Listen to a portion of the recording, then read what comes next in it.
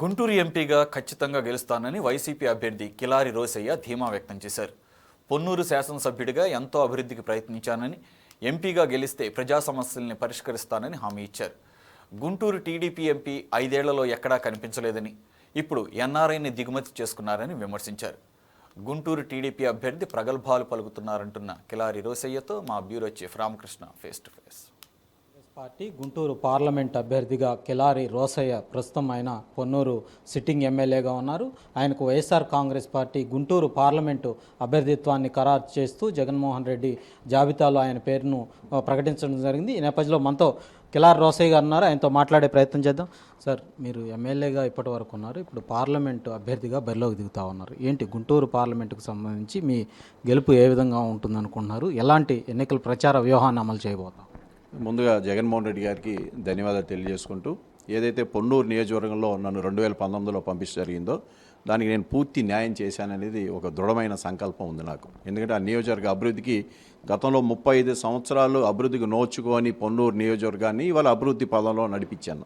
అది నాకున్న ఒక మనస్తృప్తి, నాకు ఏదైతే ఒక సాటిస్ఫాక్షన్ ఉందో అక్కడ ప్రజలకు కూడా అందరికీ తెలుసు ఏ విధంగా పనిచేశానో, ఏ విధంగా మన అభివృద్ధి కార్యక్రమాలు చేసామనో. సో దానికి అనుగుణంగా ఇవాళ పొన్నూరు పార్లమెంటరీ నియోజకవర్గంలో కూడా అదే అభివృద్ధి చేస్తానని ఒక నమ్మకంతో నన్ను జగన్మోహన్ రెడ్డి గారు ఇక్కడ పంపించడం జరిగింది. గుంటూరు పార్లమెంట్కి గత 10 సంవత్సరాలుగా ఉన్న తెలుగుదేశం పార్టీ పార్లమెంట్ సభ్యుడు ఎక్కడ కూడా ప్రజలకి కనబడలేదు, కనీసం చెప్పుకుంటానికి ఒక్క ప్రాజెక్టు కూడా చేయలేదు. అంటే 10 సంవత్సరాలు ఎంపీ ఫండ్స్, ఎంపీ ల్యాడ్స్ని మురగొట్టారు, కనీసం ఒక పరిశ్రమ తీసుకురాలేదు, లేదు కేంద్ర ప్రభుత్వం నుంచి నిధులు తీసుకొచ్చి ఇక్కడున్న మౌలిక సదుపాయాలు కల్పించే దాంట్లో పూర్తిగా విఫలమయ్యారు. ఇవాళ ఏ మొహం పెట్టుకొని తెలుగుదేశం పార్టీ వాళ్ళు మళ్ళీ పోటీ చేస్తూ ఉన్నారని నేను అడుగుతా ఉన్నా. ఇవాళ తెలుగుదేశం పార్టీ మాది ఎంపీ అభ్యర్థిగా ఒక ఎన్ఆర్ఐని తీసుకొచ్చారు. ఇతను 2014లో ట్రై చేశాడు, 2019లో ట్రై చేశాడు, మళ్ళీ ఈ 10 సంవత్సరాలు కనబడలా. ఇవాళ వచ్చి సడన్గా నాకు బాగా మూట తూకం ఎక్కువ ఉంది, పెద్ద పెద్ద మూటలోనే నా దగ్గర అని చెప్పుకుంటా ఉన్నాడే తప్ప స్థానికంగా ఉన్న సమస్యల మీద అవగాహన లేని వ్యక్తి. ఎన్ఆర్ఐగా పేరుగాంచాడు, అక్కడే బాగా సంపాదించాడు, అక్కడ ఉన్న వాళ్ళందరూ డబ్బులు సాయం చేస్తూ ఉన్నారు. ఇక్కడ ప్రభుత్వాన్ని కూలగొట్టడానికి పెద్ద పెద్ద మాటలు మాట్లాడుతున్నాడు. స్థానికంగా ఉన్న సమస్యల గురించి చెప్పరా బాబు, నువ్వు ప్రభుత్వాన్ని కూలగొట్టే అంత స్థాయి నీది కాదు. ఇవాళ మీకు ఒకటే చెప్తా ఉన్నా, ఇవాళ ఏదైతే మీరు అక్కడ ఓల్డ్ అనో ఏదో ఒక ఫరం పెట్టుకొని ఒక మెడికల్ బుక్స్ని అమ్ముకుంటానికి ఈరోజు ఇక్కడికి వచ్చారనేది కూడా మీ వర్గాల ద్వారా మాకు తెలిసింది. సో ఇది ఒక వ్యాపారం కోసం వచ్చారు మీరు. ప్రధానంగా పార్లమెంట్ అభ్యర్థిగా ఇక్కడ, ఎందుకంటే మీరు స్థానికులు, చాలా సమస్యలు అన్నీ కూడా మీకు ఇప్పటికే తెలిసి ఉంటుంది. ప్రధానంగా ఈ పార్లమెంటు పరిధిలో ఉన్నటువంటి ప్రధానమైనటువంటి సమస్యలు వేటిని ఐడెంటిఫై చేశారు? ఈ ప్రజలకు ఆ సమస్యల మీద ఎలాంటి హామీలు ఇవ్వబోతా ఉన్నారు? ఇప్పుడు గుంటూరు పార్లమెంట్ పరిధిలోని 7 నియోజకవర్గాల్లో నాకు అందరితో సత్సంబంధాలు ఉన్నాయి.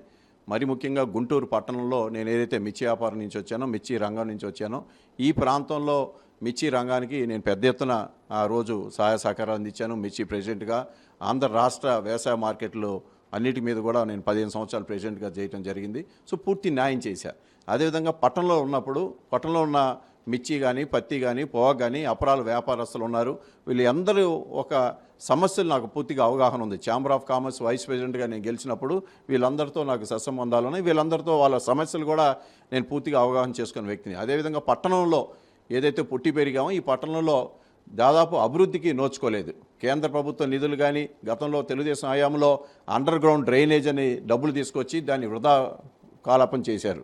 ఎక్కడ కూడా ఆ అండర్ గ్రౌండ్ డ్రైనేజ్ వ్యవస్థని పూర్తి చేయకుండా తెలుగుదేశం హయాంలో అప్పటి మున్సిపల్ మినిస్టర్ కానీ, లేకపోతే అప్పుడు ఉన్న తెలుగుదేశం హయాంలో వాళ్ళందరూ కూడా పెద్ద ఎత్తున ఆ షాపూర్జీ పాలంజీ అనే కంపెనీ దగ్గర నుంచి పెద్ద ఎత్తున డబ్బులు కాజేసి దాన్ని నిరుపయోగంగా చేశారు.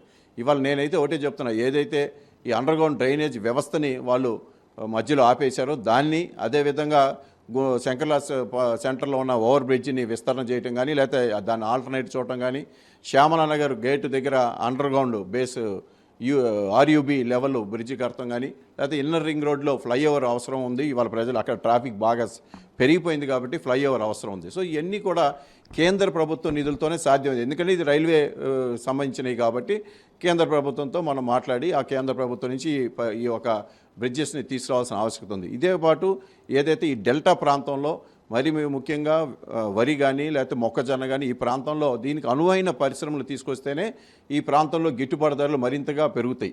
సో దీనికి సంబంధించిన పరిశ్రమలు, అలాగే కూరగాయల పంట, ఇటు చేబ్రోలు కానీ లేకపోతే మంగళగిరి కానీ పెద్ద ఎత్తున కూరగాయల పంట ఉంది. సో ఈ కూరగాయలని వాడుకునే విధంగా లేకపోతే దీన్ని నిల్వ చేసుకొని డీహైడ్రేటెడ్ ప్లాంట్స్ అని గతంలో ఉన్నాయి. సో ఆ కూరగాయలని డీహైడ్రేట్ చేసి నిల్వ చేసుకొని ఎప్పుడు కావాలంటే అప్పుడు వాడుకునే సమస్య ఇవాళ అందరికీ తెలిసిందే, టెక్నాలజీ మారింది కాబట్టి. అలాంటి ప్లాంట్లు, పరిశ్రమలు ఇక్కడ తీసుకొస్తే అది కూరగాయ రైతులకి గిట్టుబాటు ధరలు ఉంటాయి.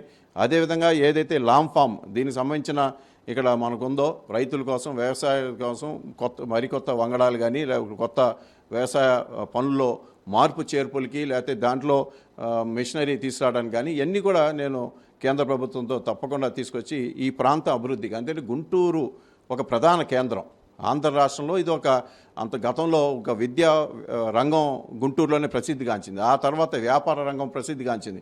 కానీ ఈ తెలుగుదేశం హయాంలో ఈ 10 సంవత్సరాలు ఎక్కడా కూడా నిరాదరణకు గురైంది. ఇవాళ దీనిని గుంటూరు పూర్వ వైభవం తీసుకురావాల్సిన ఆవశ్యకత ఉందని చెప్పి నేనైతే భావిస్తా ఉన్నా. ప్రధానంగా మీరు పోటీ చేస్తున్నటువంటి పార్లమెంటు పరిధిలోనే ఏపీ క్యాపిటల్, గతంలో అమరావతి రాజధానిగా చెప్తున్నటువంటి క్యాపిటల్ ఉంది. కానీ మీ పార్టీ విధానం 3 రాజధానులు ఏంటి ఆ సమస్యకు? ఎందుకంటే మీరు పార్లమెంట్ అభ్యర్థి, ఇప్పుడు దాకా పొన్నూరు ఉన్నారు, ఇప్పుడు పార్లమెంట్ అభ్యర్థిగా బరిలోకి దిగుతున్నటువంటి నేపథ్యంలో ఆ సమస్య విషయంలో మీరు ఏ విధంగా అడ్రస్ చేయబోతా ఉన్నారు అక్కడ ఉన్నటువంటి పబ్లిక్? వాస్తవం ఇక్కడ ఏంటంటే గత ప్రభుత్వం ఏదైతే రాజధాని ప్రాంతం అని చెప్పి పెద్ద ఎత్తున 55,000 ఎకరాలు పూలింగ్ చేసి ఆ ప్రాంతంలో రైతులను మోసం చేశారు. ఆ 55,000 ఎకరాల యొక్క వ్యవసాయ ఉత్పత్తిని పాడు చేశారు. ఆ ఉత్పత్తి ద్వారా మార్కెట్లో జరిగే మనీ సర్క్యులేషన్ కానీ దాని ద్వారా వచ్చే ట్యాక్సులను పాడు చేశారు. అసలు రాజధాని కట్టాలంటే 15,000 ఎకరాలు సరిపోతాయి. కానీ 55,000 ఎకరాలు ఈ రాష్ట్ర ప్రజలను ఏ విధంగా గ్రాఫిక్స్ చూపించి మోసం చేశారో మనందరం కూడా చూసాం. కానీ ఇవాళ మా ప్రభుత్వం వచ్చినాక, జగన్మోహన్ రెడ్డి గారు వచ్చినాక ఏదైతే ఇవాళ అసెంబ్లీ ఇక్కడే ఉన్నది, రాజధాని ఎక్కడికి మారలా, అసెంబ్లీ ఇదే ప్రాంతంలో ఉంది, ఇక్కడే జరగబోతూ ఉంది. రేపైనా సరే ఎగ్జిక్యూటివ్ క్యాపిటల్గా వైజాగ్ని నిర్ణయించడం జరిగింది, న్యాయపరంగా క్యాపిటల్గా కర్నూలుని అనుకోవటం జరిగింది. సో ఏదైతే మొట్టమొదటి ఆంధ్ర రాష్ట్ర క్యాపిటల్ కర్నూలు కాబట్టి కర్నూలు కూడా రాయలసీమ ప్రాంతంలో ఎక్కడ కూడా వాళ్ళకు కూడా మనం చిన్నచూపు చూడకుండా వాళ్ళు కూడా తగిన ప్రాధాన్యత ఇవ్వటానికి కోసం కర్నూలు, అదేవిధంగా సీపోర్టు, ఇంటర్నేషనల్ ఎయిర్పోర్ట్సు, అలాగే నేషనల్ హైవేస్ కలిగిన వైజాగ్ని ఎగ్జిక్యూటివ్ క్యాపిటల్గా మరి ముఖ్యమంత్రి గారు భావించడం చాలా కరెక్ట్ అయిన వస్తుంది. ఎందుకంటే ఒక ఎగ్జిక్యూటివ్ క్యాపిటల్ ఏదైతే భారతదేశంలో ఇవాళ బిజినెస్ క్యాపిటల్ ఏదంటే బాంబే అంటాం, నేషనల్ క్యాపిటల్ ఏదంటే ఢిల్లీ అంటాం, అట్లా మరి ఆంధ్ర రాష్ట్రంలో కూడా ఒక క్యాపిటల్గా, ఎగ్జిక్యూటివ్ క్యాపిటల్గా ఈజీగా అందుకోవటానికి వైజాగ్కి తగిన హంగులు ఉన్నాయి. కాబట్టి వైజాగ్ని కూడా అభివృద్ధి చేయాలని ముఖ్యమంత్రి గారి సంకల్పం. కానీ ఏదైతే ఈ ప్రాంతంలో పెద్ద ఎత్తున వ్యవసాయ రంగంలో వ్యవసాయ భూముల్ని కొనుగోలు చేసి కోట్లాది రూపాయలు కొనుగోలు చేసి ఇంకా కోట్లు సంపాదించాలని బడాబాబులు చేసిన పన్నాగం ఇదంతా. కానీ స్థానికంగా ఎక్కడ కూడా సామాన్య ప్రజలకి ఎక్కడ ఉపయోగం లేని పరిస్థితి ఇది. అందుకనే ఏదైతే క్యాపిటల్ ఇక్కడ ఉందో మేము క్యాపిటల్ ఇక్కడే పెడతాం, దాంట్లో ఎటువంటి సందేహం లేదు. దీని మీద ఎవరు దుష్ప్రచారం చేస్తున్నారంటే కోట్ల రూపాయలు ఇన్వెస్ట్ చేసి మరిన్ని కోట్ల రూపాయలు సంపాదించడానికి పన్నాగం పన్నారు. వాళ్ళ వరకే ఈ నష్టం తప్ప సామాన్యులకి ఎటువంటి ఉపయోగం లేదు. ఈ ప్రాంతంలో గుంటూరు పార్లమెంట్ ప్రాంతంలో మరి పూర్వ వైభవం తీసుకురావడానికి నేను సాయశక్తిలో కృషి చేస్తాను. ఇప్పటికే తెలుగుదేశం పార్టీ తరఫున, అంటే ఒక రకంగా కూటమి తరఫున, భారతీయ జనతా పార్టీ, జనసేన, కూటమి తరఫున ఒక బలమైనటువంటి ఆర్థికంగా అన్ని సౌకర్యాలు ఉన్నటువంటి ఒక బలమైనటువంటి వ్యక్తిని పార్లమెంట్ అభ్యర్థిగా బరిలోకి, అలాంటి వ్యక్తిని మీరు ఏ విధంగా ఢీ కొట్టబోతా ఉన్నారు? ఎందుకంటే మీకు పొలిటికల్ బ్యాక్గ్రౌండ్, ఉమ్మారెడ్డి వెంకటేశ్వర గారు ఒక సీనియర్ నాయకులుగా ఆయన కూడా అందరికీ పరిచయం. అలాంటి వ్యక్తిని మీరు ఏ విధంగా ఢీ కొట్టబోతాం?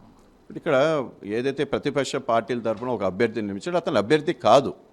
డబ్బులుంటే సరిపోదు, ఎంత బరువు ఉంటే అది సరిపోదు. ఇవాళ కావాల్సింది స్థానిక ప్రజల్లో అందుబాటులో ఉండటమే ఇక్కడ ఉన్న గుంటూరు పార్లమెంట్ ప్రజలు కోరుకునేది. ఎందుకంటే 10 సంవత్సరాలు అనుభవించారు.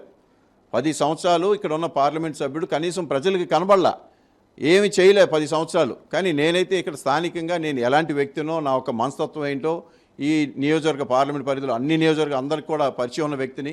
సో స్థానిక సమస్యల మీద నేను పూర్తిగా అవగాహన చేసుకొని ఆ సమస్యలు తీర్చడానికి నేను కృషి చేస్తాను. కానీ ఎక్కడ కూడా ఒక ఎన్ఆర్ఐని తీసుకొచ్చి మరింతగా మళ్ళీ గతంలో 2 పర్యాయాలు మోసగాబడ్డారు గుంటూరు పార్లమెంట్ ప్రజలు. ఈసారి అయితే తప్పకుండా లోకల్ అభ్యర్థిగా నాకు వేసి గెలిపిస్తారని చెప్పి నేనైతే భావిస్తా ఉన్నా. చివరిగా ఇంకో క్వశ్చన్, ఎందుకంటే ఇప్పటికే కాపు సామాజిక వర్గం జనసేన పార్టీ వైపు వెంట నడవబోతా ఉన్నటువంటి ప్రచారం జరుగుతుంది. ఏంటి రేపు ఎన్నికల్లో మీకు ఏ మేరకు ఆ సామాజిక వర్గం పనిచేస్తుంది అనుకుంటాం? కాపు సామాజిక వర్గం ప్రచారం ఒకేపు ఉంటనేది సరైన ఇది కాదు. ఎందుకంటే ఒక ప్రచారమే అది. వాస్తవకాలు ఇవాళ కాపు సామాజిక వర్గం ఆలోచిస్తూ ఉంది. ఎవరికి వేస్తే మనకి అభివృద్ధి సాధిస్తాం, కాపుల్లో ఎవరైతే బాగా చేయగలుగుతారు, ఇలాంటిది క్లియర్గా ఉన్నది. ఎందుకంటే ఎన్నో పర్యాయాలు కాపులు మోసానికి గురయ్యారు. ఈ ప్రాంతంలో ఆంధ్ర రాష్ట్రంలో కానీ లేకపోతే గుంటూరు పరిసర ప్రాంతాల్లో కానీ కాపులు నిరాదరణకు గురయ్యారు. కానీ ఇవాళ జగన్మోహన్ రెడ్డి నాయకత్వాన కాపులకి అత్యధికంగా గుర్తింపు ఇవ్వటం, రాష్ట్రం మొత్తం 30 ఎమ్మెల్యేలు 5 ఎంపీ స్థానాలు ఇచ్చారు. ఇంకా అనకాపల్లి కూడా ఒకవేళ రావచ్చేమో ఆ రోజు కూడా. సో కానీ ఈ ప్రాంతంలో కాపులకి తగిన ప్రాధాన్యత ఇవాళ జగన్మోహన్ రెడ్డి గారు ఇచ్చారు. మేము కూడా వచ్చిన తర్వాత కాపులకి తగిన ఇంపార్టెన్స్ ఇచ్చి వాళ్ళందరూ కూడా అభివృద్ధికి మేము కృషి చేస్తాం. ఓకే, ఇది మొత్తానికి చూసుకున్నట్లయితే జగన్మోహన్ రెడ్డి పరిపాలనే తిరిగి కాంగ్రెస్ పార్టీని అధికారంలోకి తీసుకొచ్చేలా చేస్తుందని ఆయన చెప్తా ఉన్నారు. ఏదేమైనప్పటికీ ప్రస్తుతం ఇక్కడ తెలుగుదేశం పార్టీ తరపున ఎంపీ అభ్యర్థిగా పోటీ చేస్తున్నటువంటి వ్యక్తి ఎన్ఆర్ఐ, ఆయన్ని తిరిగి మళ్ళీ గనక ఓట్లేస్తే గతంలో ఎవరైతే పోటీ చేసి ఇక్కడ ప్రజలను పట్టించుకోలేదో అదేవిధంగా ఇప్పుడు పోటీ చేయబోతున్నటువంటి వ్యక్తి చేతిలో మళ్ళీ ప్రజలు మోసపోయే అవకాశం ఉందన్నటువంటి మాటలనైతే కిలారి రోసయ్య గారు చెప్తున్నటువంటి పరిస్థితి అయితే ఉంది. Over to studio.